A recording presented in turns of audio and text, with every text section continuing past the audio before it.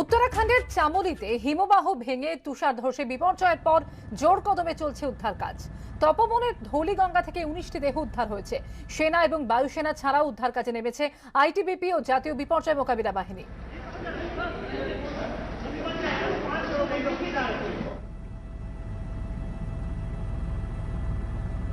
Project চলছিল, সেখানে সব থেকে বেশি মানুষ এখন পাওয়া যাচ্ছে না যেখানে ওয়ার্কাররা কাজ করছিলেন। আমাদের ক্যামেরা পার্সন বরুণকে বলবো দেখাতে এই মুহূর্তে কি পরিস্থিতি রয়েছে। আপনারা দেখতে পাচ্ছেন এটা হলো ব্যারেজ, পুরো ব্যারেজ প্রায় উড়ে গেছে এবং এখানে যারা লেবাররা ছিলেন তাদেরকে সবাইকে ভাসিয়ে নিয়ে যায়। যে জলের স্রোত ওপর থেকে এসেছিল সেটা ভাসিয়ে নিয়ে চলে যায় এবং এখনও নিখোঁজ রয়েছেন।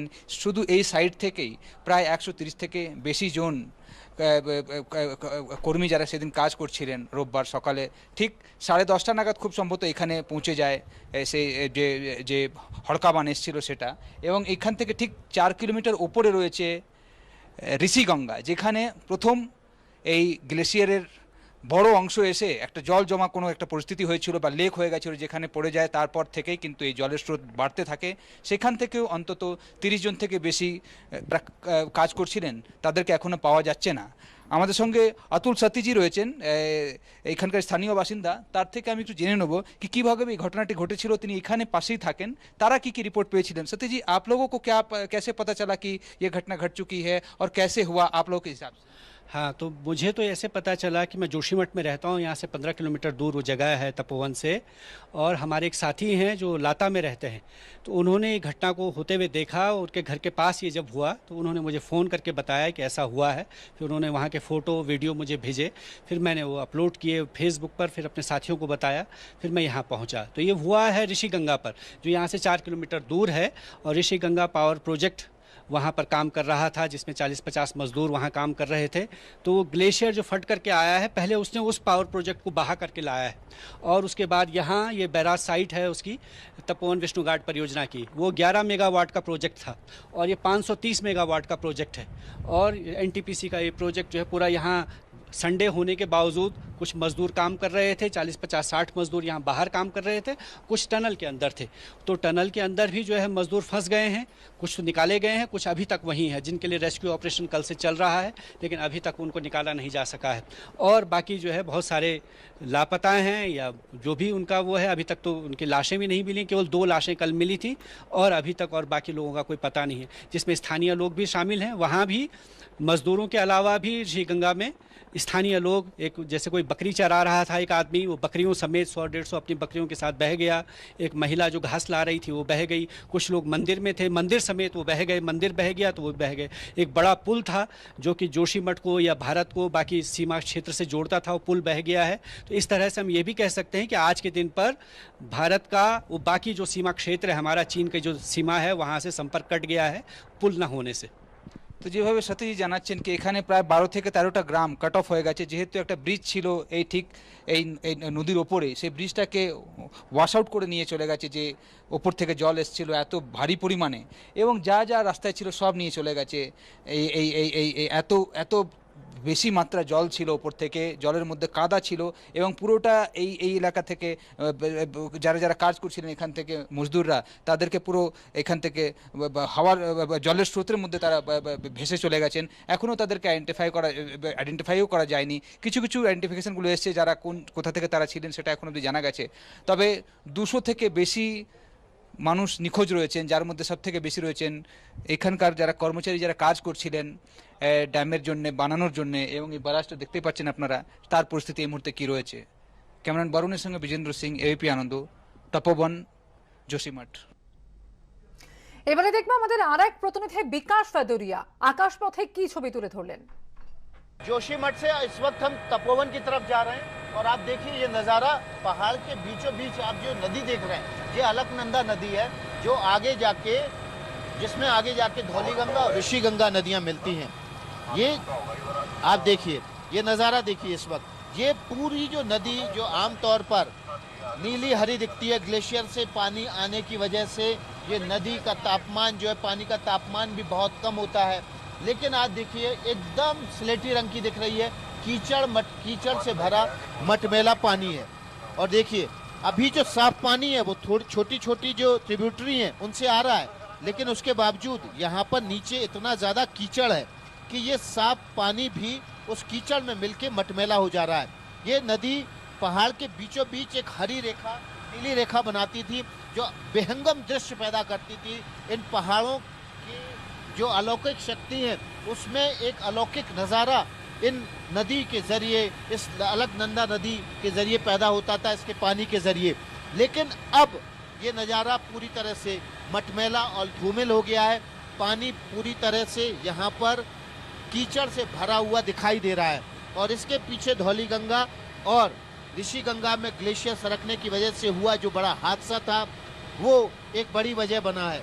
ये देखिए आप, ये जो नदी है पीछे से चली आ रही है और ये पीछे आप देखिए वो नज़ारा, वो देखिए एनटीपीसी का पावर प्लांट जो पूरी तरह से तबाह हो गया है।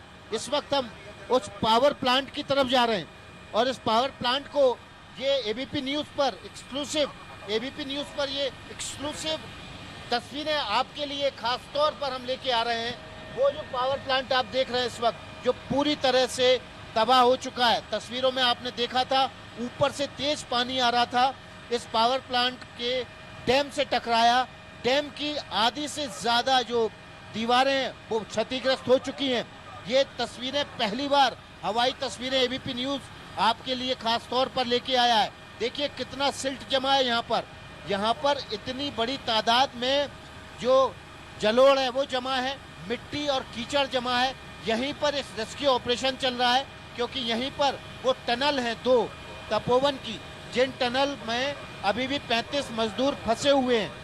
इसी जगह ये ग्राउंड जीरो की तस्वीरें आपके सामने एबीपी न्यूज़ पर एक्सक्लूसिव तस्वीरें हैं। इन्हीं तस्वीरों के जरिए हम आपको बता रहे हैं कि कैसे पीछे से जो ऋषि गंगा और धौली गंगा में ग्लेशियर फटा और उसके बाद ये जो जलोढ़ लेके आया, उसने इस तपोवन के एनटीपीसी प्लांट को पूरी तरह से तबाह कर दिया। यहीं पर सबसे बड़ा राहत और बचाव कार्य चल रहा है। जो टनल नंबर 2 है उसमें 35 लोगों के फंसे होने की आशंका है। উত্তরাখণ্ডে হিমবাহ বিপর্যয়ের জেরে নিখোঁজ বাংলার 5 যুবক। পূর্ব মেদিনীপুরের মহিষাদলের বাসিন্দা 3 যুবক, পুরুলিয়ার 2 যুবকও নিখোঁজ। গতকাল বিপর্যয়ের পর থেকে তাদের আর খোঁজ মিলছে না। মহিষাদলের নিখোঁজ যুবকদের মধ্যে একজন গতকাল সকালেও বিপর্যয়ের আগে বাড়ির লোকের সঙ্গে ফোনে কথা বলেছেন। 3 যুবকই তপবনে জলবিদ্যুৎ প্রকল্পে মেকানিকের কাজ করতেন। 3 জনের খোঁজ না মেলায় উৎকণ্ঠায় তাদের পরিবারও। নিখোঁজ পুরুলিয়ার অশ্বিনী তন্তুবাই, শুভঙ্কর তন্তুবাই। মহিষাদলের লালু জানা, বুলা জানা, সুদীপ গুড়িয়া নিখোঁজ।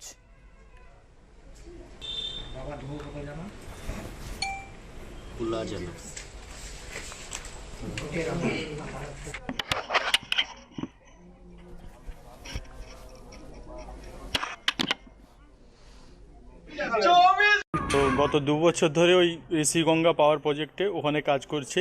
গত শনিবার রাত্রে আমাদের সঙ্গে কথা হয়, তারপর পরের দিন সকালবেলা খবর এলো আমাদের কাছে যে ও যেখানে কর্মরত অবস্থায় ছিল সেইখানে সব কিছু পানের জলে ভাসিয়ে নিয়ে চলে গেছে।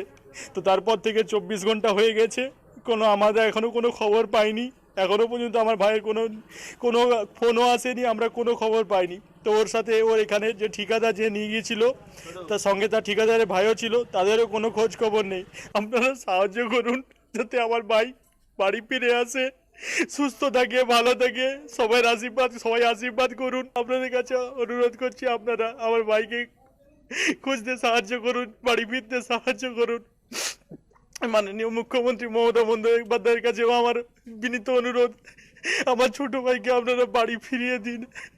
সহযোগিতা পাচ্ছি ওনার কাছে আমি প্রার্থনা করব, মাননীয় মুখ্যমন্ত্রীর কাছে প্রার্থনা করব যাতে আমার সন্তান যেমন সুস্থ থাকুক, সুস্থভাবে বাড়ি ফিরে আসুক এবং আমরা সেই জায়গায় যদি যেতে পারি, আমি মাননীয় মুখ্যমন্ত্রী আমাদের দীপেন্দুবাবুর কাছে আমি শ্রদ্ধা জ্ঞাপন করছি এবং জানাচ্ছি। ইয়ার আগে অনেকবার গেছে, মোটামুটি 2-3 বার গেছে।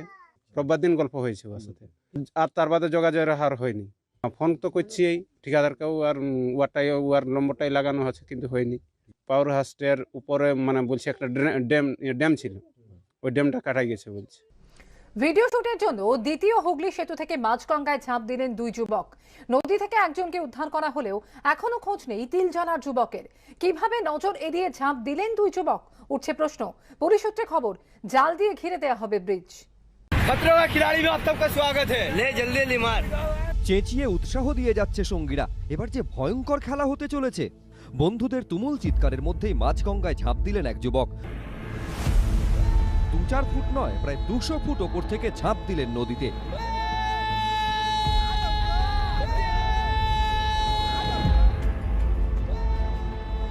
তার দেখা দেখি আরো একজন দ্বিতীয় হুগলি সেতু রেলিং থেকে ঝাঁপ দিলেন গঙ্গায়।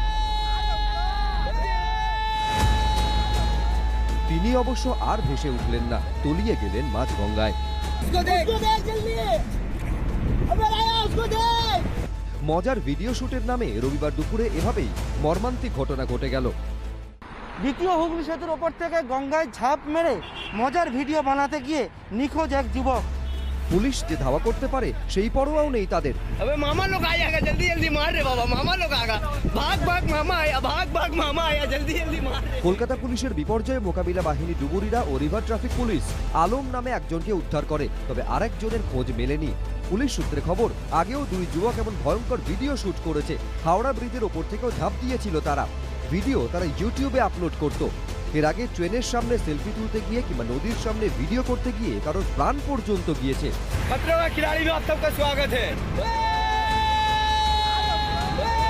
তারপরেও যে হুঁশ ফেরেনি দ্বিতীয় হুগলি সেতু থেকে মরণঝাপের ঘটনা, সে কথাই বুঝিয়ে দিল। পার্থপ্রতিম ঘোষ ও সত্যজিৎ বৈদ্য, এবিপি আনন্দ, কলকাতা।